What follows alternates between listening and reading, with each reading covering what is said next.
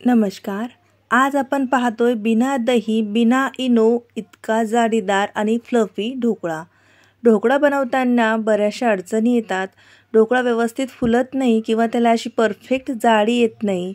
तुम्हाला इनोचा वापर करायचा नाहीये, दही घरामध्ये नाहीये किंवा दही घालून ढोकळा बनवायचा नाहीये, तर ही पद्धत तुम्ही नक्की फॉलो करू शकता। ढोकळा पाहता क्षणी तुमच्या लक्षात येत असेल ढोकळा किती फ्लफी, जाळीदार, सॉफ्ट, जिभेवर ठेवताच विरघळेल असा झालेला आहे।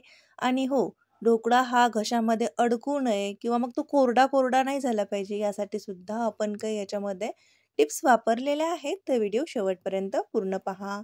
तर नमस्कार मंडळी, कशा आहात तुम्ही? मजेत ना? मजेतच असायला हवं। मी स्वातीज रेसिपीजमध्ये तुम्हा सर्वांचं खूप खूप खूप मनापासून स्वागत। ढोकळ्याच्या बॅटरमध्ये हळद घातली की ढोकळ्याला लाल स्पॉट येतात, तर मग हळदीच्या जागेवरती काय घालायचं जेणेकरून लाल स्पॉट येणार नाही, अशा अनगिनत टिप्स मी आज व्हिडिओमध्ये शेअर केलेल्या आहेत। आज आपण ढोकळा अगदी वेगळ्या पद्धतीने बनवतोय, तर सुरुवात करूयात। इथे बघा 1 कप आपण पाणी घेतलेलं आहे। घरातील कुठलीही वाटी, कप तुम्ही मेजरमेंटसाठी घेऊन घ्या। मेजरिंग कप असेल तर तो घेतला तर चालेल। 1 कप पाणी घेतलं, त्यामध्ये घालायचं 1 टीस्पून इथे लिंबू सत किंवा सायट्रिक ॲसिड, लिंबू सत्व, लिंबू पावडर तुम्ही काही म्हणत असाल ते घ्यायचं 1 टीस्पून। आणि 3 टेबलस्पून घ्यायची आहे इथे साखर। साखरेमुळे ढोकळ्याला एक गोडवा येतो, सोबतच तो रुखा सुखा असा बनत नाही। चवीनुसार मीठ घातलेलं आहे, तर अर्धा टीस्पून आपण याच्यामध्ये मीठ घातलेलं आहे। प्रमाण तुम्ही लक्षात घ्या। लिंबू पावडर आपण 1 टीस्पून घातलं होतं आणि साखर आपण 3 टेबलस्पून घातलेला आहे। मीठ चवीनुसार किंवा मग अर्धा ते पाऊण टीस्पून। परफेक्ट मेजरमेंट तुम्हाला डिस्क्रिप्शन बॉक्समध्ये सुद्धा मिळणार, पण मी अगदी डिटेलमध्ये सांगते, म्हणजे तुम्ही अगदी नवशिके जरी असाल तरी ढोकळा परफेक्टच बनवाल। थोडंसं मिक्स करून घेतलं आणि आता याच्यामध्ये घालतोय आपण तेल। तर तेल आपण इथे 1.5 टेबलस्पून घालायचं आहे। तेल सुद्धा आता या पाण्यामध्ये मिक्स करून घेऊयात। लिंबू सत, साखर, मीठ, तेल आणि पाणी एवढं जिन्नस आहे। व्यवस्थित लिंबू सत मिक्स होईपर्यंत आपण हे मिक्स करून घेतलं। आता इथे बेसन बघतोय, तर बेसन कुठलं घ्यायचं, तर नाही जास्त जाड नाही जास्त एकदम पीठ असते ना एकदम बारीक बेसन ते नाही वापरायचं। थोडंसं असं मीडियम साईजचं किंवा कन्सिस्टन्सीचं बेसन तुम्ही वापरू शकता। विकतचं घरचं कुठलंही घेतलं तर चालते।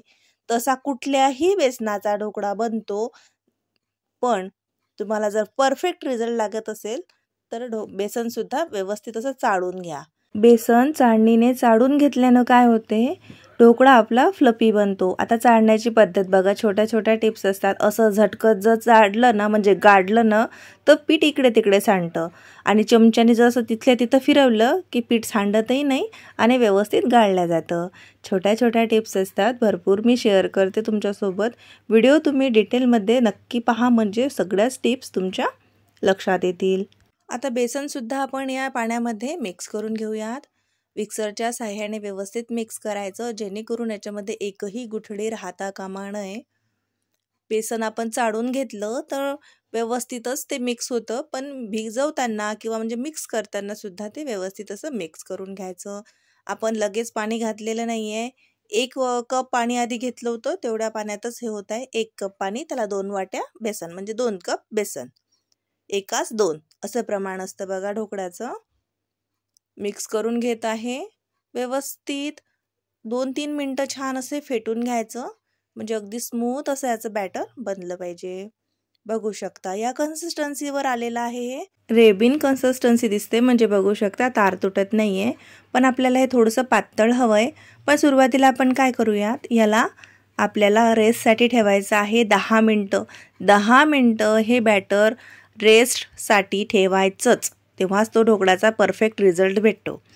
तेवढ्या वेळात काय करायचं, आपल्याला ज्याच्यामध्ये ढोकळा स्टीम करायचा आहे त्यामध्ये स्टीमर तयार करून ठेवायचं। तुमच्याकडे स्टीमर असेल तर तुम्ही स्टीमरमध्ये करू शकता, नाही तर माझ्यासारखं कढईत सुद्धा करू शकता। ज्या भांड्यामध्ये आपल्याला ढोकळा सेट करायचा आहे त्याला तेलाने ग्रीस करून ठेवू शकता। 10 मिनटं झाले। आता इथे काय केलं आहे आपण, 1 चुटकी पिवळा कलर घातलेला आहे खायचा।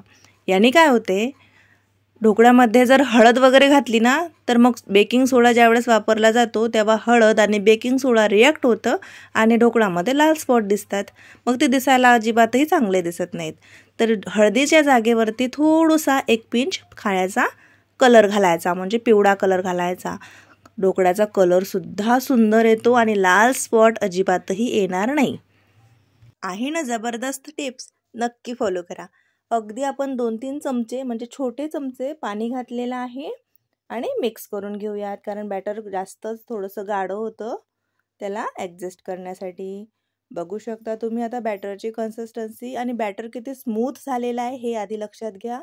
असंच बॅटर आपल्याला स्मूथ लागेल, अजिबातही गुठळी वगैरे काहीच नाही आहे, लम्प्स वगैरे काहीच नाही आहे, बघू शकता तुम्ही. आता तिकडे पाण्याला सुद्धा उकळी आलेली आहे, सगळं सेट आहे. त्यावेळेस करायचं आहे आपल्याला हे, म्हणजे आता शेवटी बॅटरमध्ये घालायचं आहे 1 टेबलस्पून बेकिंग सोडा. बेकिंग सोडा घातल्यानंतर बॅटरचं रिॲक्शन बघा तुम्ही, किती छान असं फुललं आहे हे एकदम. कलर थोडासा फेंट झाला, बॅटर अगदी फ्लफीदार झालेला आहे टाकल्या. बेकिंग सोडा घातल्यानंतर हलक्या हाताने मिक्स करायचं आणि लगेच तेल लावलेल्या भांड्यामध्ये हे बॅटर आपल्याला घालून घ्यायचं आहे. बेकिंग सोडा घातल्यानंतर ढोकळ्याचं बॅटर अजिबातही ठेवायचं नाही. बेकिंग सोडा घातल्या जे बॅटर असं फुलतं आपलं, त्याच्यामध्ये एक हवा तयार होते, एक एअर बनते, त्यानेच आपलं बॅटर म्हणजे ढोकळा अगदी परफेक्ट फुगत असतो बघा. 2-3 वेळा टॅप करून द्यायचं आणि उकळत्या पाण्यामध्ये ढोकळा स्टीम करायला ठेवायचा. पाण्याला चांगली उकळी आली पाहिजे, तेव्हाच ढोकळ्याचं बॅटर त्याच्यामध्ये ठेवायचं. अगदी थंड्या पाण्यामध्ये तुम्ही मग जर बॅटर ठेवलं तर ढोकळा व्यवस्थित फुलणार नाही, त्याला व्यवस्थित टेम्परेचर लागतं. तर इकडे बघा ढोकळा छान स्टीम होतं आहे, तोपर्यंत आपण काय करूयात, शुगर सिरप बनवून घेऊयात. कारण काय आहे, बेसनाचा ढोकळा आहे आणि बेसनाचा ढोकळा शक्यतोवर घशामध्ये थोडासा अटकल्यासारखा होतो, थोडासा रुखासुखा होतो. आपण बॅटरमध्ये सुद्धा साखर घातलेली आहे बरं का, पण तरीसुद्धा शुगर सिरप बनवून घ्यायचं आणि लगेच हातासरचा तडकासुद्धा लावून देऊयात. तेल घेतलं आहे, मस्त मोहरी घालायची, मिरच्या घालायच्या थोड्याशा लांबट चिरून, छोट्या चिरून, जसं आपल्याला आवडतील तशा. कढीपत्त्याची पानं घालायची आणि आवडत असेल तर तडक्यामध्ये थोडीशी कोथिंबीर घातली तरी चालेल. बस सिंपल तडका जातो. हां, हिंग जरूर घालावा, कारण ढोकळ्याच्या तडक्यामध्ये हिंग उत्कृष्ट एक त्याचं काम करतो बघा. मस्त फ्लेवर येतो हिंगाचा तडका जेव्हा ढोकळ्याला बसतो. 15 ते 20 मिनटं लागलेत ढोकळा स्टीम व्हायला. गॅसच्या फ्लेमवरती सुद्धा कमी जास्त वेळ होऊ शकतं. आणि इथे आता आपण ढोकळा कट करून घेऊयात. ढोकळ्या स्टीम झाल्यानंतर लगेच गॅस बंद केल्या ढोकळा बाहेर काढायचा नाही. थोड्या वेळासाठी 2 मिनटासाठी तसंच ते भांडं ठेवून द्यायचं, गॅस बंद करायचा आणि 2 मिनटानंतर ढोकळा अनमोल्ड करायचा. या पद्धतीनेच तुमचा ढोकळासुद्धा सेट होईल. बघू शकता काय फ्लफीदार ढोकळा बनलेला आहे आणि जाडी बघा, चारही बाजूनी मी तुम्हाला दाखवते. हलका फुलका ढोकळा तयार झालेला आहे. मस्तच, वाव, परफेक्ट खमंग ढोकळा आपला इथे बनवून तयार झालेला आहे. चला आता ह्याच्यावरती आपण जे शुगर सिरप बनवलं होतं ना ते घालून घेऊयात. शुगर सिरप घातल्याने काय होते, ढोकळा 3-4 तास जरी ठेवला ना तरीही तो रुखासुखा होणार नाही, घशामध्ये जाऊन अडकणार नाही, खूप मस्त असा सॉफ्ट होतो बघा. आणि ढोकळ्यावरती आपण जो तडका लावला होता तो घालून घेतला. परफेक्ट खमंग ढोकळा बनवून तयार झालेला आहे. संपूर्ण टिप्स सहित मी आज तुमच्यासोबत शेअर केल्या. छोट्या मोठ्या सर्वच टिप्स मी याच्यामध्ये क्लिअर केलेल्या आहेत. तरीसुद्धा ढोकळा बनवताना काही अडचणी आली तर तुम्ही कमेंटमध्ये नक्की विचारू शकता. पण एकदा या पद्धतीने हा ढोकळा तुम्ही नक्की बनवून बघा. थोडीशी वेगळी रेसिपी आहे, तुम्हाला नक्की आवडेल. ढोकळ्याची आतपर्यंत जाडी बघा, काही बोलायची गरजच नाही आहे. किती परफेक्ट ढोकळा बनून तयार झालेला आहे. नो फेल रेसिपी आहे. अगदी बॅचलर लोकांनी जरी बनवला तरी ढोकळा परफेक्टच बनेल. तर नक्की बनवा. रेसिपी आवडली तर लाईक शेअर करायला विसरू नका. सोबत चॅनलला सुद्धा सबस्क्राईब करा.